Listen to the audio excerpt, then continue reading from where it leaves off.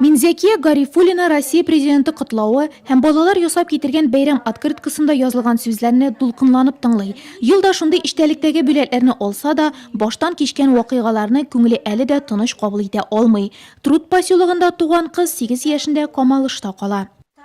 Сугыш башлангач әтине сугыш калдылар. Без инде 4 бала идек. Yani 4 bala. Biz şu kiçkine kumutta işim yatırdık. 125 gram epey kişi başına. Kısta çıktık, şeyde çıktık. Uçak ağaçları kimri başıydık. Sürekli sahibi, sürekli kızdır başıydık. Şunuydu.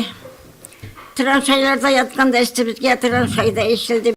Камалышта ул бер туганын югалта, калган 3 туганы һәм әнисе белән туган якларына 3 ай буена кайта.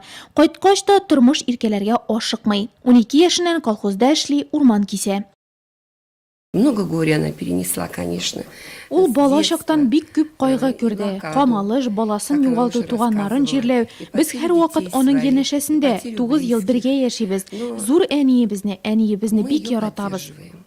Бүген фидакар әбекәйгә район җитәкчесе Ленинградның фашист камалышыннан азат итүнең 75 еллыгы уңаеннан истәлек билгесе тапшырды. Февральдә 86 яшен тутыручы Минзәкия Гарифуллина бүген улы, килене тәрбиясендә гомер кичерә. 6 оныгы, 11 оныгчыгы да зур әниләрен онытмыйлар.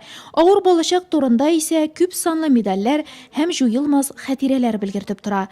Кытлыйбыз бу зур награда белән. Ул безнең районга 5 кенә килде. 5 кенә. Сезгә саулык, сәламәтлек беренче. Гаилә тынычлык, балалар шатлык кына кайтсыннар җиртегезгә.